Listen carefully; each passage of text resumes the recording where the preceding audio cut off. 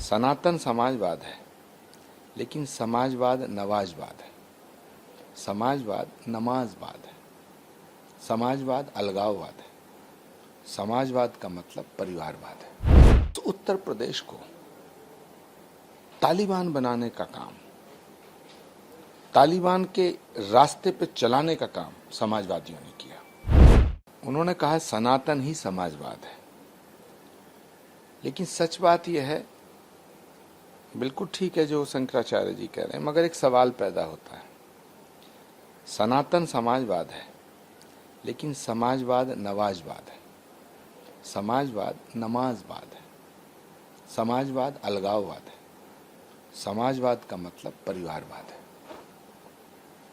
उत्तर प्रदेश में सनातन का नाम समाजवाद नहीं है, नमाजवाद का नाम समाजवाद है।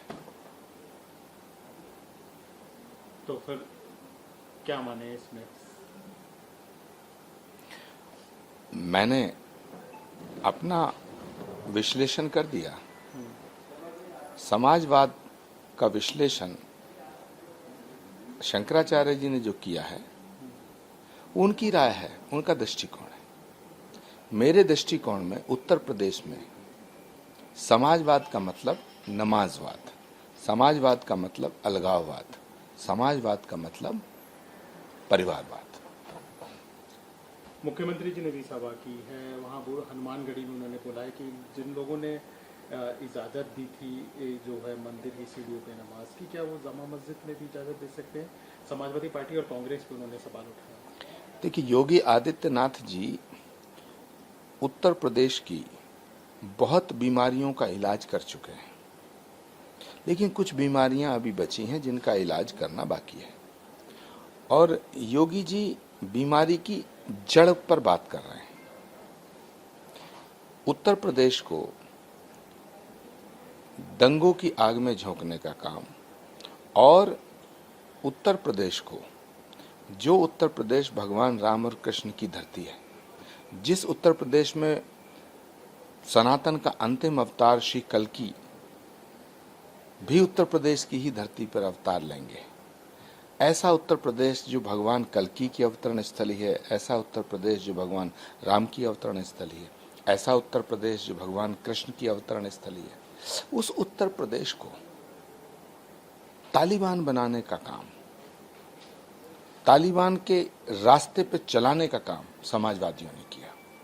तो ये जो समाजवाद है, जो अखिलेश यादव जी का समाजवाद है, ये लोहिया के समाजवाद से मैच नहीं करता। लोहिया का समाजवाद दूसरा है, अखिलेश यादव जी का समाजवाद एकदम अलग है। इसीलिए मैं कह रहा हूं, अखिलेश यादव जी का समाजवाद सनातन नहीं हो सकता है। अखिलेश यादव जी का समाजवाद परिवारवाद है, अलगाववाद है और नमाजवाद है। उधर 13 जुलाई को सीजीआई के यहाँ भी राम मंदिर जो चंदा मामला है उसमें सुनवाई होने की वो है, खुद सीजीआई करेंगे। देखिए, राम मंदिर ट्रस्ट का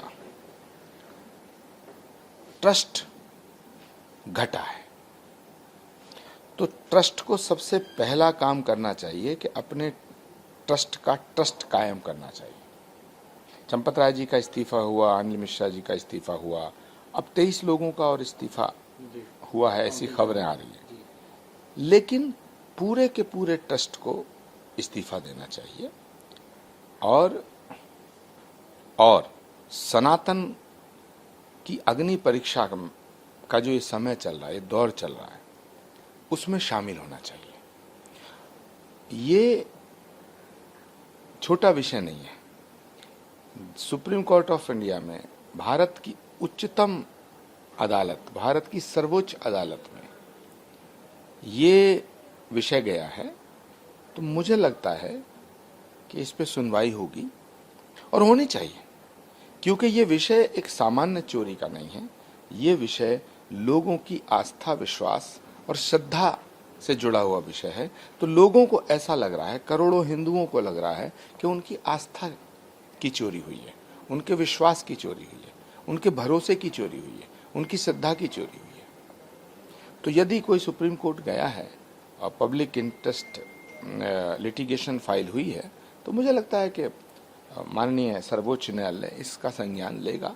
अब जो फैसला होगा उसकी प्रतीक्षा है। उधर कैबिनेट मंत्री मनोज पांडे का भी एक रिएक्शन आया, वो कह रहे हैं कि जो कलमा पढ़ने वाले हैं वो भगवान राम का टीका लगा रहे हैं आजकल। देखिए, भगवान राम तो सबके हैं, जो कलमा पढ़ने वाले हैं या कलमा नहीं पढ़ने वाले हैं। भगवान राम उनके भी हैं जो भगवान राम को नहीं मानते, इसीलिए वो राम है। राम सबके हैं और सब राम के हैं। और भारत में जिसने जन्म लिया है, भारत की जो भूमि है ये राम की भूमि है। तो भारत की भूमि राम की भूमि है, भारत की भूमि सनातन की भूमि है। तो जिसने भारत में जन्म लिया है वो चाहे राम को मानता है या नहीं मानता है, वो सनातनी है। उधर ये भी माना जा रहा है मीडिया रिपोर्ट्स में कि पंजाब में जो कांग्रेस है उसकी टूट का खतरा जो है वो बढ़ गया है। उधर चरणजीत सिंह चन्नी साहब भी राहुल गांधी को अब अपना लीडर बता रहे हैं। सवाल पंजाब का नहीं है, चरणजीत चन्नी का नहीं है, सवाल वहाँ अमरिंदर सिंह का नहीं है, सवाल वहाँ नवजोत सिद्धू का नहीं है, सवाल है राहुल गांधी का। राहुल गांधी के रहते हुए कांग्रेस का बेड़ा पार नहीं हो सकता। यदि कांग्रेस को बचाना है तो राहुल गांधी जी को हटाना होगा। उधर राहुल गांधी ने जो भगवान राम पे टिप्पणी की थी, 24 तारीख को फिर सुनवाई है उस पूरे मामले में। देखिए, सच बात यह है कि राहुल गांधी की आस्था, श्रद्धा और विश्वास वो राम में नहीं है। भगवान राम में, भगवान राम की जन्मभूमि में, अयोध्या में उनकी आस्था नहीं है। उनकी आस्था वेटिकन में है। जिनकी आस्था वेटिकन में है वो राम के समर्थन में कैसे हो सकते हैं? तो राहुल गांधी जी को सद्बुद्धि दें।